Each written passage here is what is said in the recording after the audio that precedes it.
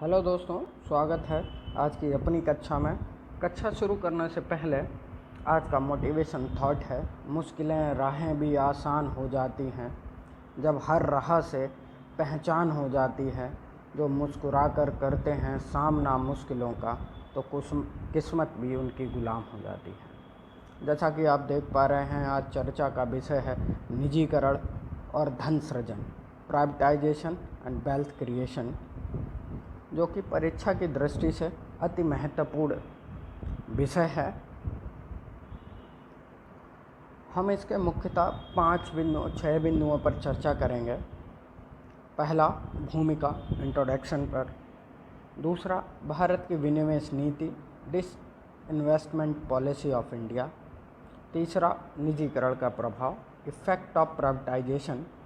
चौथा, विभिन्न वित्तीय संकेतक। पाँचवा, आगे की राह। छठा, चलते चलते अंत में कुछ महत्वपूर्ण संस्थानों के बारे में। आखिर प्राइवेटाइजेशन है क्या? इस अध्याय में भारतीय परिप्रेक्ष्य में फर्मों के निजीकरण सहित उनके दक्षता लाभ की जांच करने का प्रयास किया गया है। इसके अंतर्गत 11 केंद्रीय सार्वजनिक क्षेत्र के उपक्रम, सेंट्रल पब्लिक सर्विस इंटरप्राइजेज, जिनमें वर्ष 1999-2000 से वर्ष 2003-4 के मध्य रणनीतिक विनिवेश किया गया था, के निजीकरण से पूर्व एवं निजीकरण के पश्चात आए बदलाव का विश्लेषण किया गया है। आइए देखते हैं भूमिका। रणनीति विनिवेश को कुल मूल आर्थिक सिद्धांत द्वारा निर्देशित किया जाता है। सरकार को उन क्षेत्रों में अपनी हिस्सेदारी को कम करना चाहिए जो वस्तुओं और सेवाओं का विनिर्माण उत्पादन करते हैं और जहां प्रतिस्पर्धी बाजार उपलब्ध हैं। इस तरह की इकाइयां विभिन्न कारकों जैसे प्रौद्योगिकी उन्नयन, कुशल प्रबंधन आदि के कारण निजी हाथों में बेहतर प्रदर्शन करेंगी। इसमें से धन का सृजन होगा और आर्थिक वृद्धि को बढ़ावा मिलेगा। नवंबर 2019 में भारत ने एक दशक से अधिक समय में अपना सबसे बड़ा निजीकरण अभियान शुरू किया। चुनिंदा केंद्रीय सार्वजनिक क्षेत्रों के उद्गमों में भारत सरकार की प्रदत्त पूंजी को 51% से कम करने की सैद्धांतिक रूप से मंजूरी दी। चयनित CPSI में Bharat petroleum corporation limited BPCL में भारत सरकार की 53.29% की हिस्सेदारी रणनीतिक विनिवेश को मंजूरी दी गई। आइए बात करते हैं भारत की विनिवेश नीति का क्रमिक विकास। वर्ष 1991 में शुरू किए गए उदारीकरण के कारण सार्वजनिक क्षेत्र के प्रतिष्ठानों के निजीकरण निवेश की मांग बढ़ गई। प्रारंभिक चरण में नीलामी के माध्यम से सामूहिक रूप से छोटे छोटे स्टॉक की बिक्री कर यह कार्य किया गया था। यह प्रक्रिया 1999-2000 तक चली।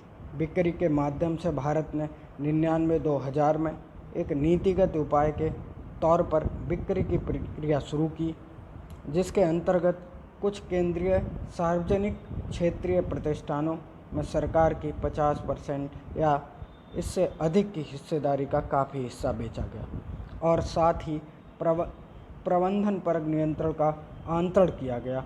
यह प्रक्रिया मॉडर्न फूड इंडस्ट्री लिमिटेड में सरकार के हिस्सेदारी के 74% की बिक्री से शुरू हुई थी।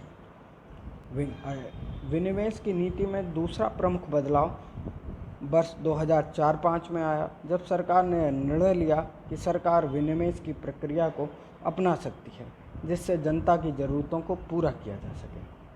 रणनीतिक विनिवेश में वर्ष 2014 के बाद एक नया मोड़ आया।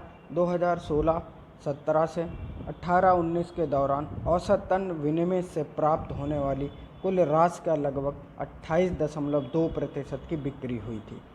इस दिशा में विनिवेश एवं सार्वजनिक परिसंपत्ति प्रबंधन विभाग DIPAM ने मई 2016 में एक व्यापक दिशा निर्देश तैयार किया, जिन्हें CPSE का पूंजी पुनर्गठन के नाम से जाना जाता है। CPEC में विनिवेश करते समय सरकार मुख्य हिस्सेदारी अर्थात 51% और सार्वजनिक क्षेत्र के उपक्रम का प्रबंधन नियंत्रण अपने पास रखेगी। रणनीति विनिवेश क्या है? नीति आयोग रणनीति विनिवेश के लिए सार्वजनिक उपक्रमों की पहचान करता है। इससे प्रयोजन के लिए नीति आयोग ने राष्ट्रीय सुरक्षा से कम सरकारी हस्तक्षेप, बाजार अपूर्णता एवं लोक प्रयोजन के आधार पर PSUs को उच्च प्राथमिकता और निम्न प्राथमिकता के आधार पर वर्गीकृत किया है।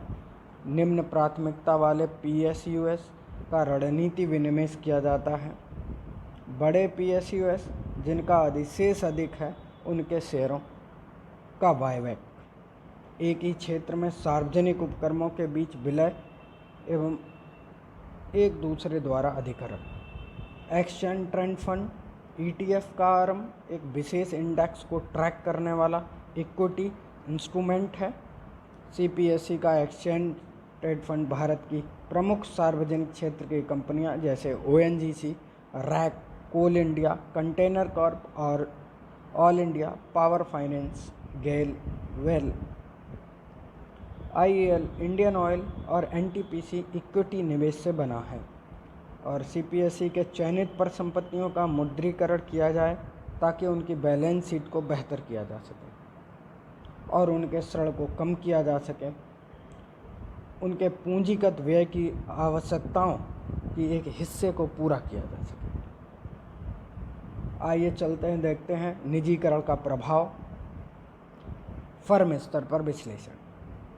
Bharat petroleum corporation limited BPCL ने रणनीतिक विनिवेश के हाल के अनुमोदन ने BPCL के शेयरधारकों को इक्विटी के मूल्य में 33,000 करोड़ रुपए की वृद्धि में मुख्य भूमिका निभाई है। भारत सरकार ने 38 विभिन्न मंत्रालयों विभागों के तहत 264 CPSE है। चूँकि भारत सरकार ने वर्ष 1999-2000 में नीतिगत उपाय के रूप में रणनीति बिक्री को अपनाया था, इसीलिए 11 CPSEs का वर्ष 1999-2000 से वर्ष 2003-04 तक रणनीति विनिवेश किया गया, जिनमें से वॉल्को, मारुति, हिंदुस्तान जिंक आदि शामिल हैं।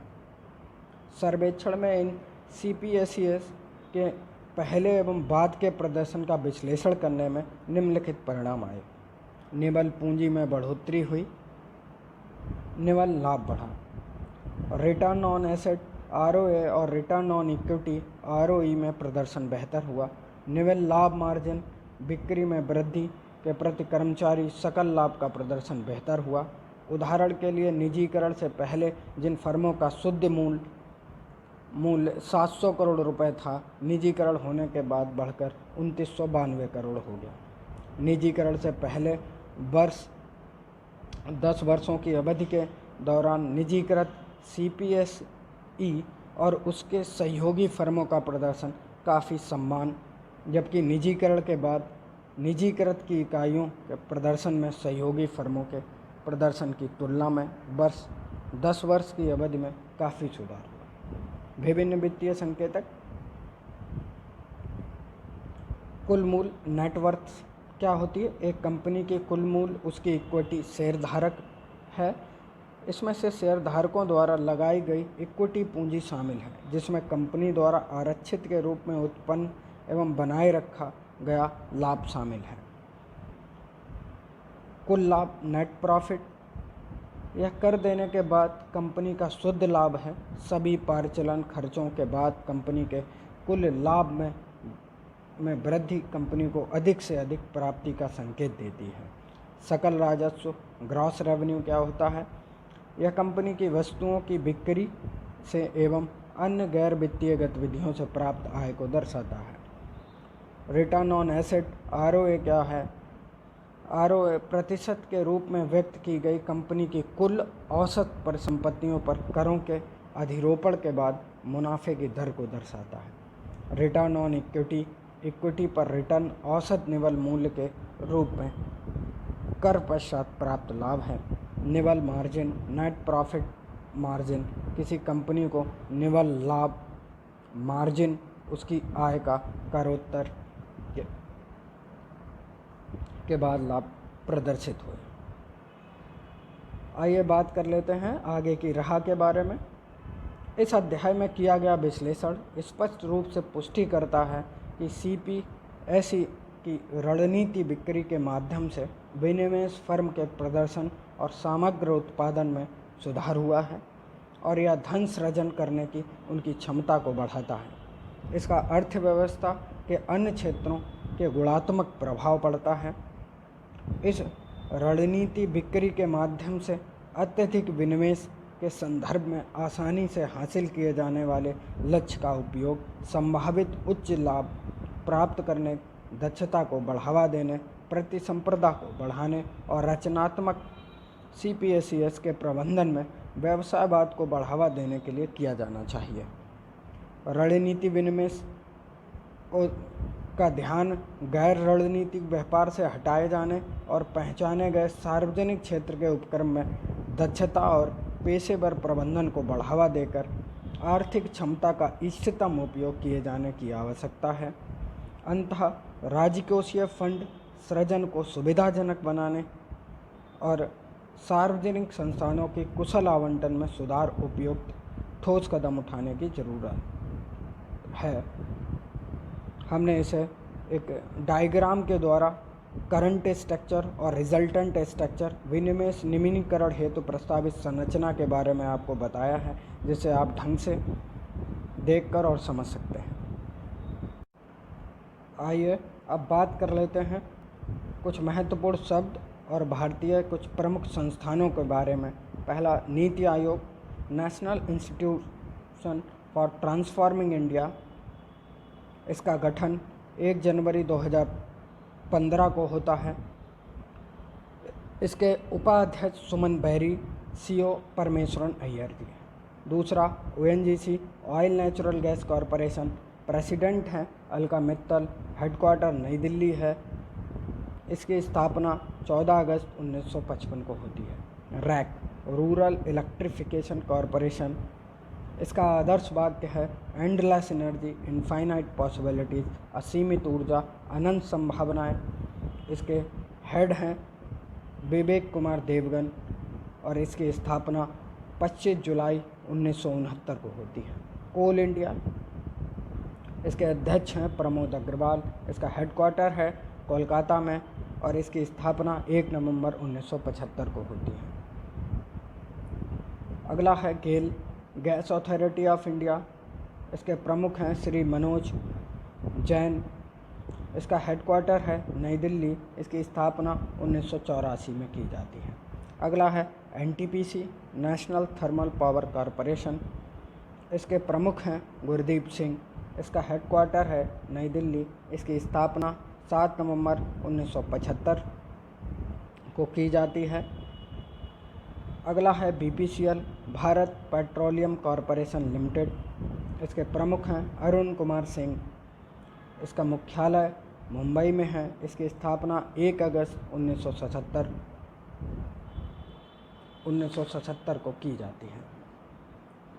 अगला एक शब्द प्रयोग हुआ था DIPM, उसका मतलब है department of investment and public asset management.